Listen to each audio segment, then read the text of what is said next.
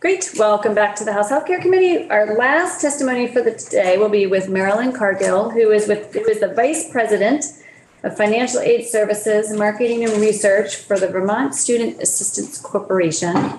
And VSAC has been administering some nursing, I don't know if they're scholarships or loan programs, I don't know what the correct terminology is, over the last couple of years. So I've asked Marilyn to come in and walk us through what they've been doing, give us the numbers of how they've helped increase our workforce here, and then we will add this to our budget discussion next week to see if we want to provide any additional information or offer to provide additional information.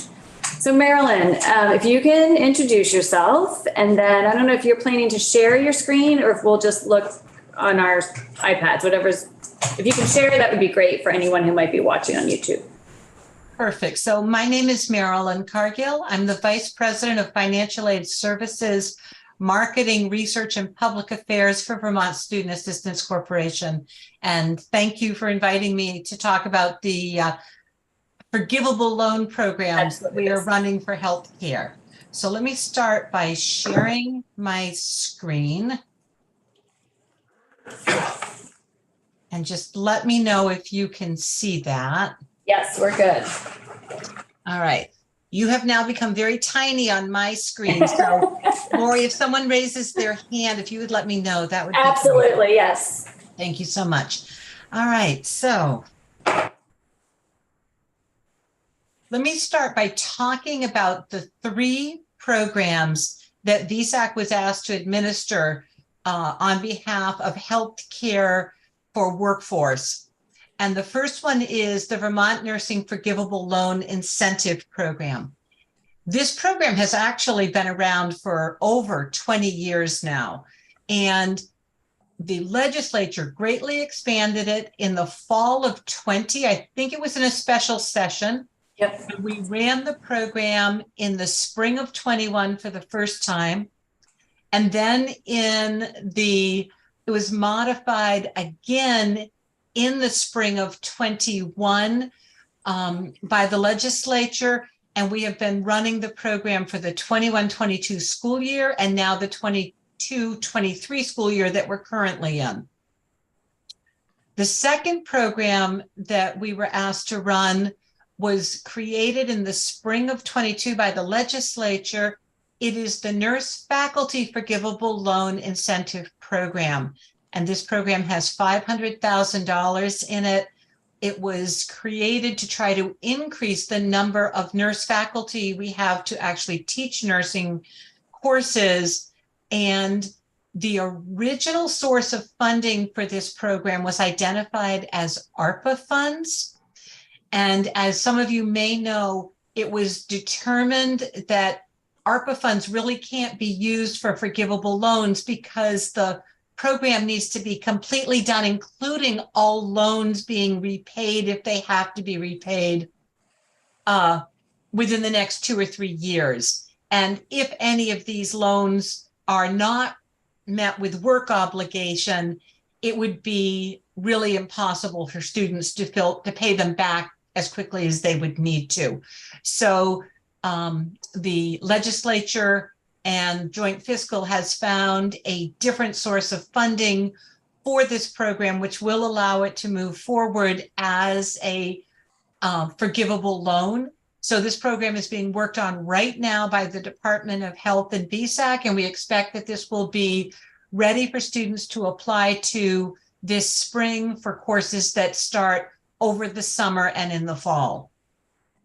And then the third program is the Vermont Mental Health Professional Forgivable Loan Incentive Program of $1.5 million. And again, this program was created by the legislature in the spring of 22, ran into the same funding difficulty with the ARPA funds. Those funds have now been replaced, and we expect that this program will also launch this spring so that students can apply for it for summer courses and courses in the fall. The program that's been running and that we have the most information on is the Nursing Workforce Incentive Loan Program. So just to give you some background on this, in case you're all not familiar with this program, eligible students are going to be undergraduate and graduate students. They have to complete the FAFSA and a state grant application if appropriate. They have to maintain good academic standing. They can be Vermont residents or non-residents, and they can attend an eligible nursing program that is either in-state or out of state.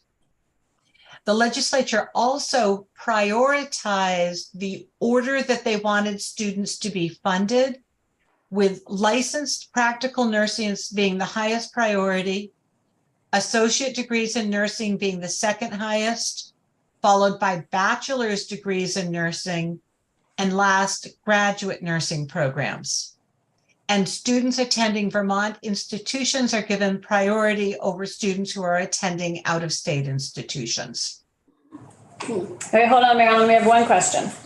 Hi, Marilyn, it's Rep. Cordis. I have a question about what good academic standing means. Do you have specific GPA, or who decides that? Yeah, that is a fabulous question. So this program has always in the past, so always is the wrong word. In the past, this program had a GPA requirement of 2.5, and that was based on talking to Vermont institutions. Last year, the legislature made the decision that they wanted this to be changed to maintain good academic standing. Each school determines for themselves what good academic standing is. They verify for us when they verify enrollment in the program, and it is different at each school. Okay, thank you. We have another one, Topper. I'm looking at resident or non-resident. Does this mean that a non-resident could get a loan and attend an out-of-state school? Yes. Yes, that is. Why would we want to be loaning money to people who don't live here that are going to attend an out-of-state school? Again, this was a legislative decision last year that we needed.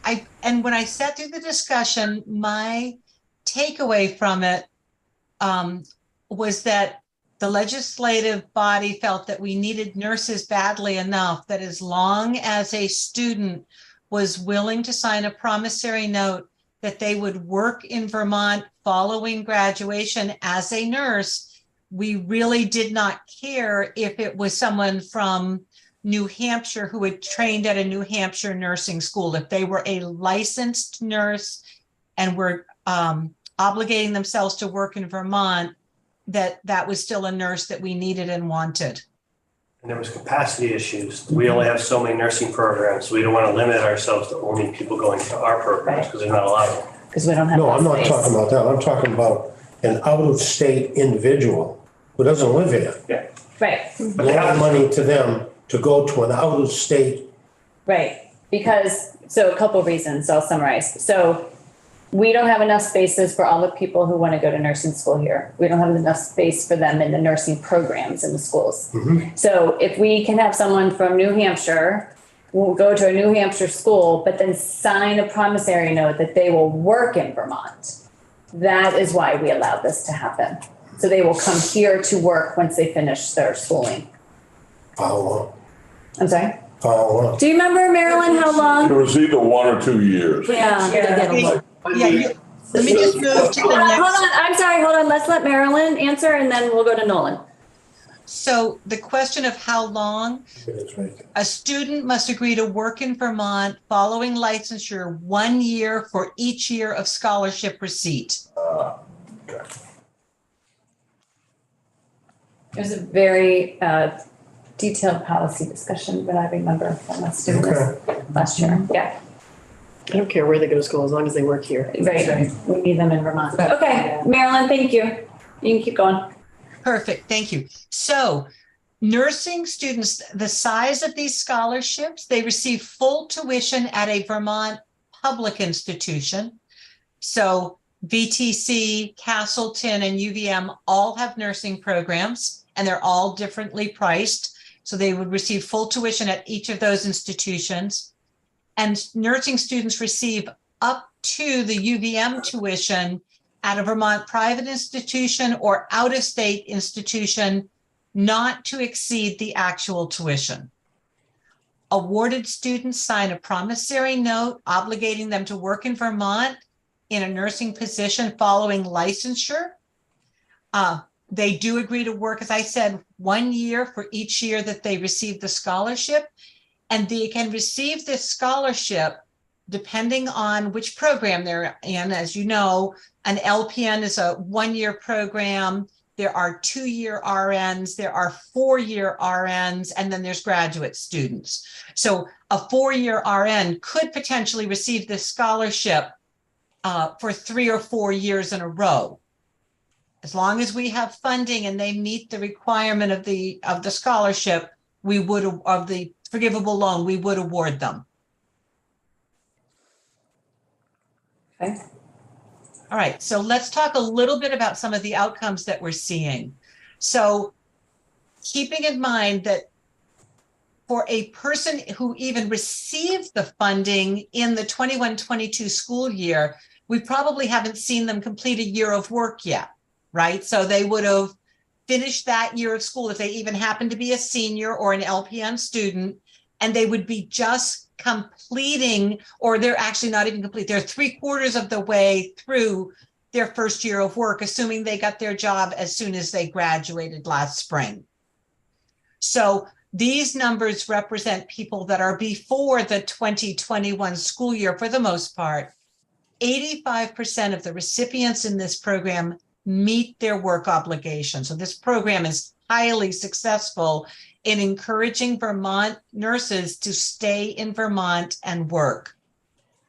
The usage we've seen of this program since it was expanded in the spring of 2021. So remembering that the legislature created the program in the fall of 2020. So we stood the program up and immediately offered it to students for the spring semester only. 66 students took advantage of that. The following year, more students were aware of the program. 88 students took advantage of it. This year, you have 146 students who are receiving full tuition or up to the UVM max, depending on where they're going to school in this program. We have a question. Go ahead, Art. Thank you for the data here. When they get the scholarship, it's by the year, or is it a full 4-year? How is it awarded in terms of that? Because this is a forgivable loan and they're signing a promissory note, it's done year by year. So they have to make the decision that they want to apply for it each year. Okay, so I apply the first year, go through my freshman year, reapply for sophomore, reapply for junior, reapply for, okay. That's exactly right. Thank you. Okay. You know, I should say one more thing about this work obligation. One decision the legislature made in the expanded eligibility was that traveling nurses do not qualify. Their work does not qualify to meet the work obligation.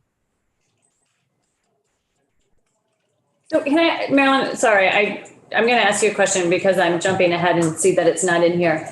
Do you have, and this might be a question that we're supposed to know, but do you have how much money may still be available in this loan program for you all to give out? So we have now expended all of the money that was appropriated for this loan program. So we had money that was appropriated in 20 that we were allowed to carry forward because it was only a partial year program. There was money appropriated in 21, the spring of 21, that was a 2-year program. And then there was a small allotment, and I believe Chair Hopman, that it was like $227,000 was what the legislature put in, it was matched by the global commitment funds, I think. But I think we had about 2.4 million for the last 2 years. Okay. Those funds have now all been obligated. Now, we may have some students who this spring ended up not going to school, so there may be a little bit of give and take in those funds, but we actually have students on waiting lists that would take advantage of those funds if we had any returned to us. Great, thank you. Okay. I'm sorry, Marilyn, hold on. Do you know how many, are there enough Vermont students to fill all the slots in the 4 places where we have nursing schools?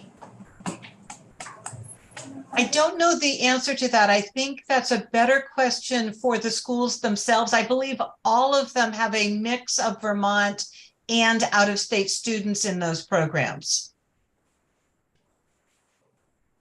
Yeah, I don't think they limit it to.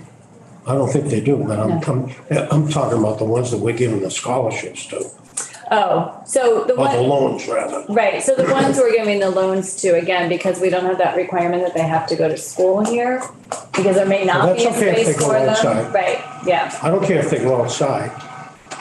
What I care about is if we have enough people who are interested in going to nursing school that are Vermont kids, then they should get priority, and they should be the ones that we're funding. If we don't have enough kids, then I'm more than willing to listen about people from out of state and Vermont taxpayers paying for the loan that gets forgiven. right, so we'll have to talk to the schools about that. We had them in last year, and I could even go back and probably look at the testimony, but there was a lot of concern because of the limited number of nursing places in the schools and the amount of nurses that we need within our state to work. Yeah, I make it. I get that. Yeah. Get that. Leslie? I'm just wondering, Marilyn, I'll look over there. Is this in the FY24 budget, loan, There's no money in the 24 budget. This is why we're having this conversation. thank you. There's none? No. Okay. I have one more question. What's the rate of interest that you charge on these loans? The legislature set the interest. These are 0 interest loans. Thank you. Leslie? Marilyn may want to talk about what happens if they don't meet the obligation. Would you like to ask her? Marilyn, what happens when they don't meet the obligation? So the reason we have them sign a promissory note is in that promissory note, one, they're recognizing that this is actually a loan and that the loan is forgiven if they work in the state of Vermont in the field that they are trained in the field of nursing, for 1 full year for each year they've received it. If they do not work, these loans are then collected by VSAC just like any other loan that we have. They would be amortized over a 10-year period. The students would begin to receive statements and they would start making loan payments on these funds. At 0% interest? At 0% interest. Wow, that's, Darn, I forgot that. wow. If I was out of state, I'd love to have one of these loans. The Vermont kids pay I can't say. We need to talk. We're going to talk offline about this. Yeah. All right, Marilyn, keep going. Okay, so under the priority that the legislature set, 29 students this current year, and this is to date, because we could have more students apply for LPN if there was funds available, but right now there are 29 students pursuing LPNs.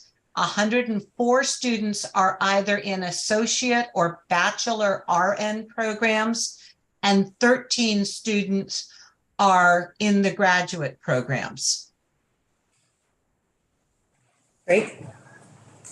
And then looking at the schools that students are attending, we have 20 students at Castleton, 22 at Norwich, 31 at UVM, 44 at VTC, and 29 Vermont students are attending out-of-state schools in their nursing programs. Hopper? How many out-of-state kids are attending out-of-state schools? I will look that up for you. I know we are funding 11 out-of-state students, but I'm not sure if they're attending an in-state school or an out-of-state school. So let me do some research for you. So that 11 is in the 146? Yes, they are. Okay. Thanks, Marilyn. Alan? Is these programs, is all nursing, or is there other health avenues that will be provided with this? So these are all nursing programs. So for this particular program, as I mentioned earlier, there are two other health-related forgivable loan programs that VSAC was asked to administer. One is for mental health professionals, and the other one is for nurse faculty, trying to increase the capacity of Vermont schools to be able to move students through the nursing programs. Great. So anyone have other questions on this particular one? I actually have a question for Marilyn on something else. Just scratching. Okay.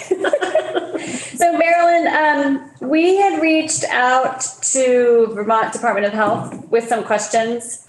And one of the answers we got was that, and I'm just going to read it to you, VSAC assisted scholarships for Vermont residents, $50,000 for dental students and $50,000 for nursing students.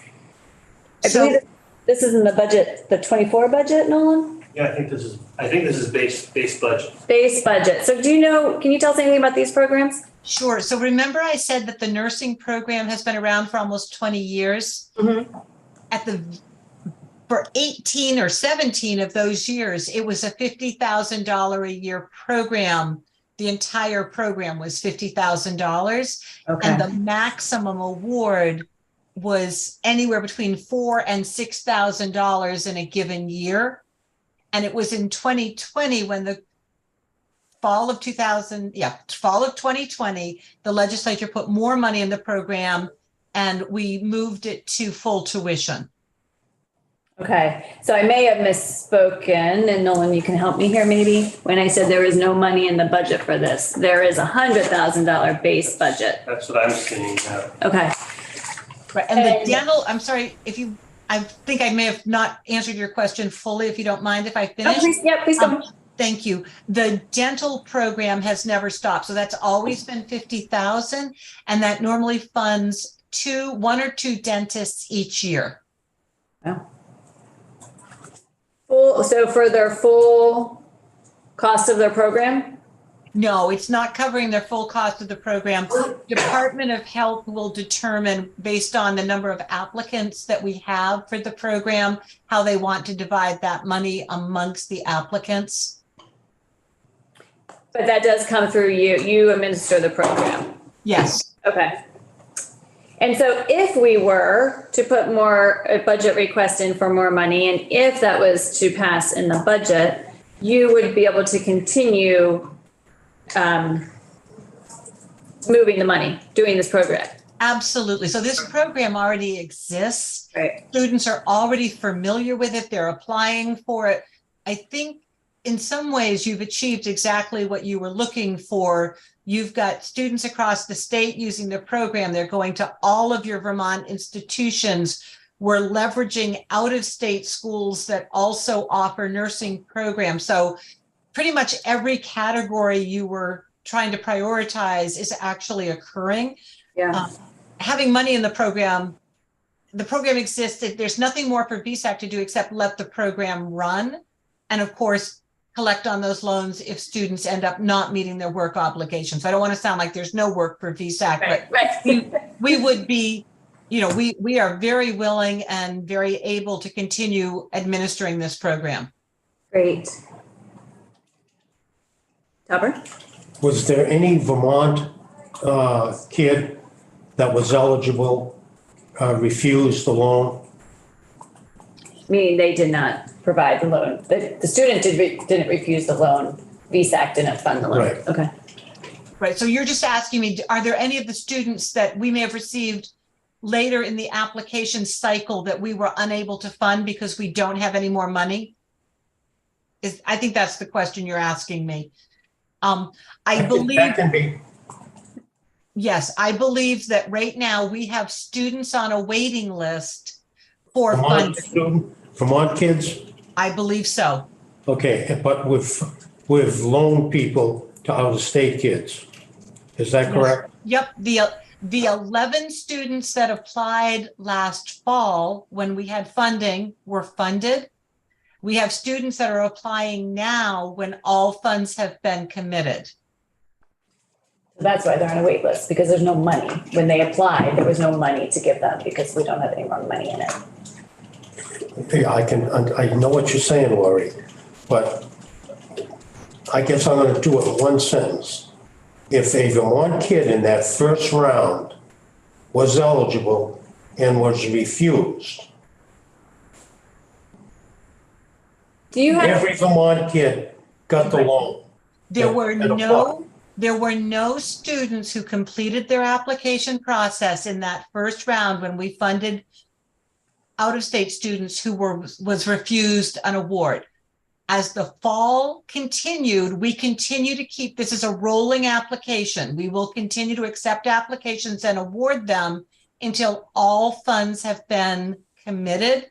Once those funds have been committed, then we start adding students to a wait list. And I believe we have a small wait list right now for this program.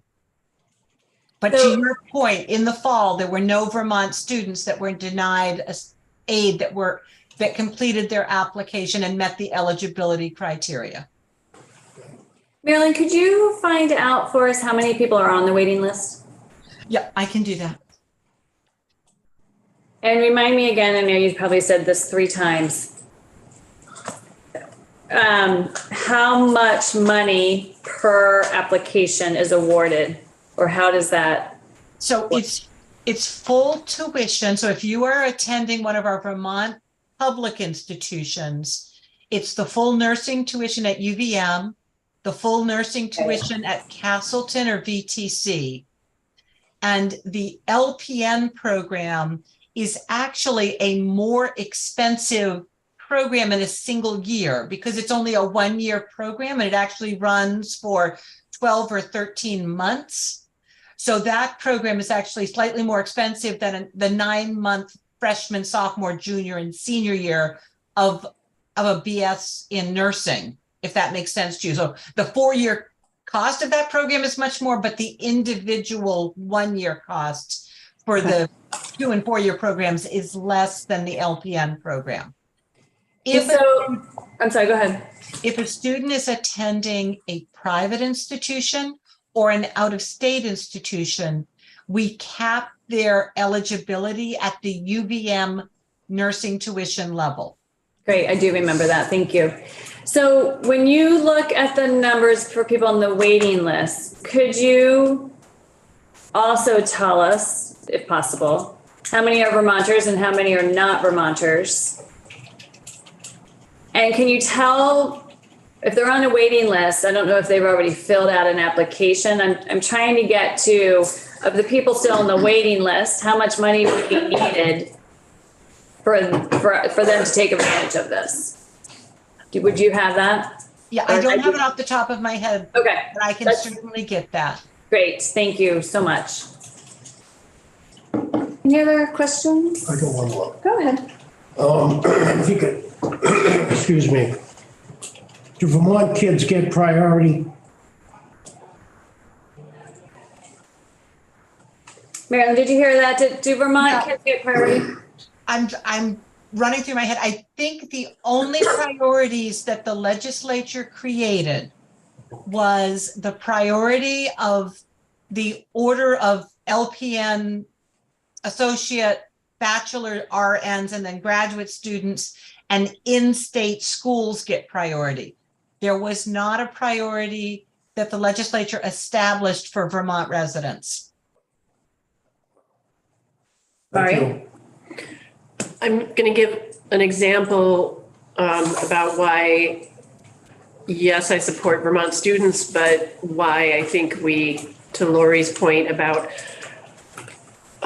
why we wanted to broaden it to out-of-state students as well. If awards were granted, well, the students would have to be matriculated into a program, correct? They'd have to be accepted. So they couldn't get any of these unless they'd gone through the process and they've been accepted by a school.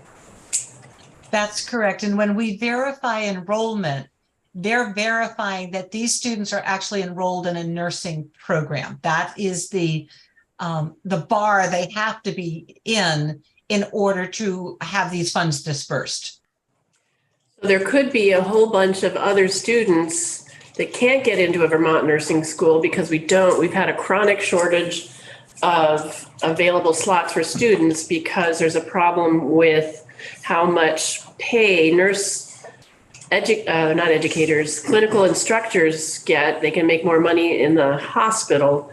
So there's been a chronic shortage there. So we don't have enough spots in nursing schools for the number of nursing students that come in. So we could be waiting for a while for there to be enough Vermont students to fill the gap that we have in nursing positions in the state, because we haven't fixed that problem yet.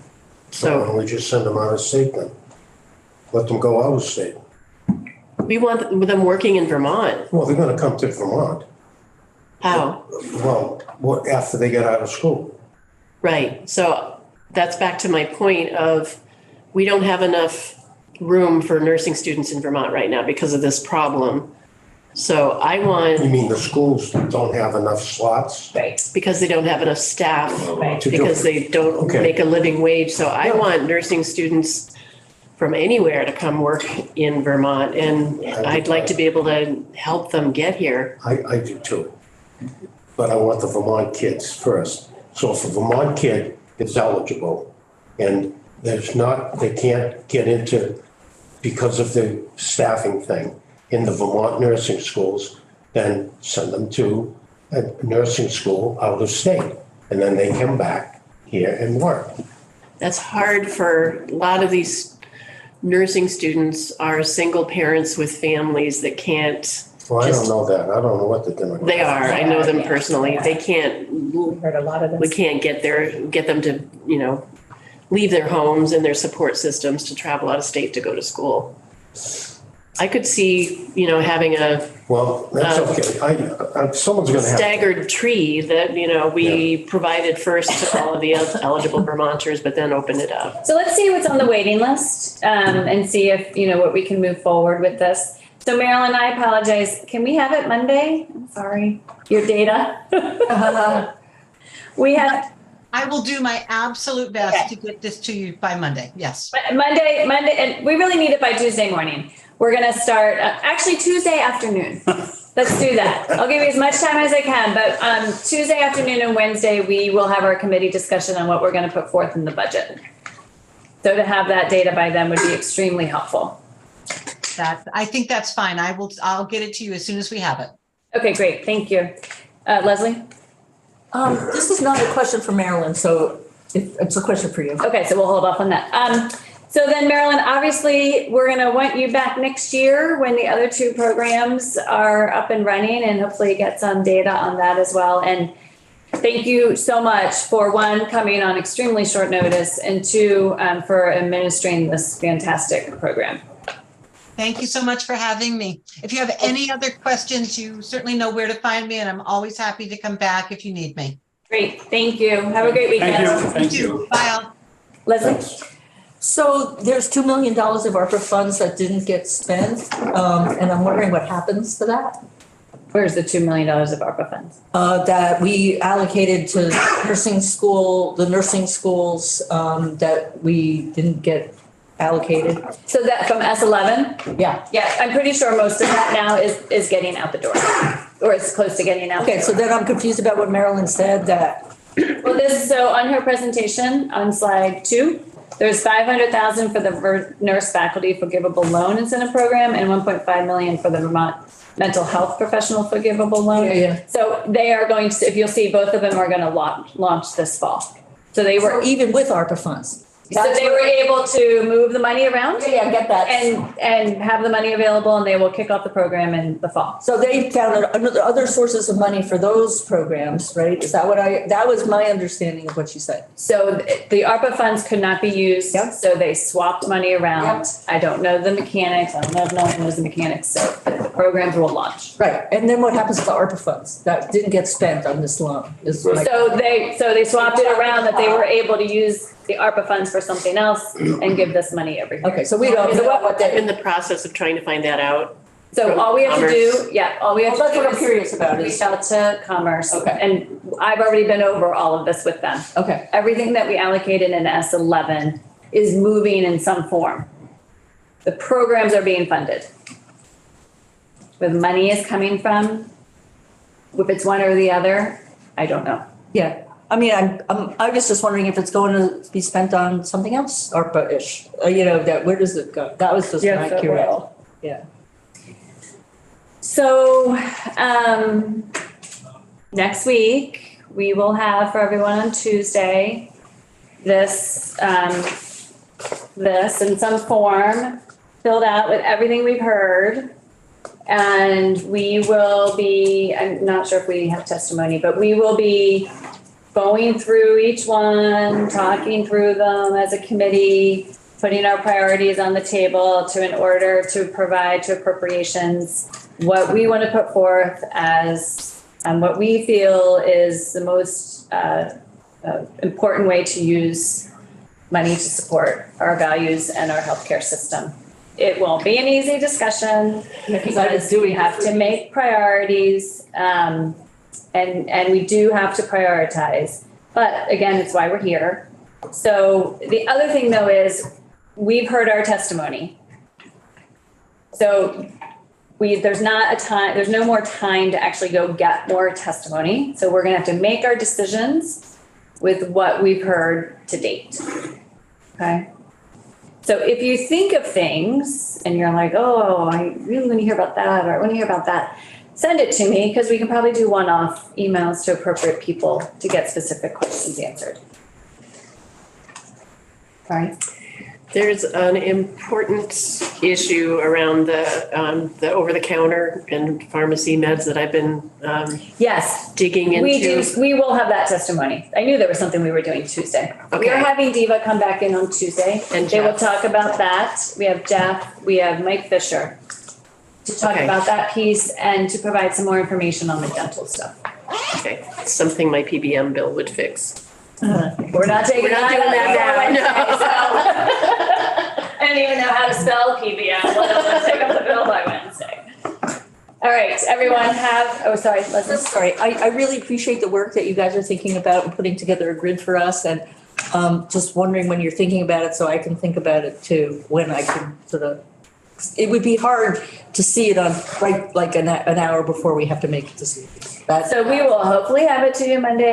That would be But I'm not gonna promise. Of course, But you have most of it. I mean, really, you have most of it. So you Yeah. have the DMH, the VDH, and the DIVA talking points, which list how much money they're asking for. I have all that. And we have the agencies who are asking, and other organizations who have come in over the last couple of days and are asking for more. We just don't know the dollar amounts they're asking. That was sort of, yet. we're So a little hung up here yet. it may not be till we are here on Tuesday, depending on when we hear from the agencies. But we'll do our best. So, I'm gonna take this sheet, I'm gonna clean it up a little, similar format, but I'm gonna put all the blueprint pieces together. Thank They're you. scattered. Thank you. And all the other pieces, the pieces that go together will be together, so you can see them in lump sums. And then I'm gonna add a general fund and federal fund column, so you can see Thank you for that. that, yeah. And then Daisy, Representative Rebecca is gonna, records, no? Is gonna add in all the asks Okay, that'd be And then nice. and Additional that's asks. all the additional asks, so that we can have it all in one place Yeah. and a more, that's the plan, but I'm Thank you. gonna take a little time. Yeah. You're probably working with 15 committees, so I get it. Right, But I so we'll do appreciate the that. best we can. We will have a first start of our conversation on Tuesday, if not before. Thank you, Nolan. Thank you, Nolan. Thanks, Nolan. All right, oh, Alan. No, Oh, you were just saying thank you. thank Great. you. Oh, I was gonna leave him a note, but I didn't. I was gonna say, you could put a little note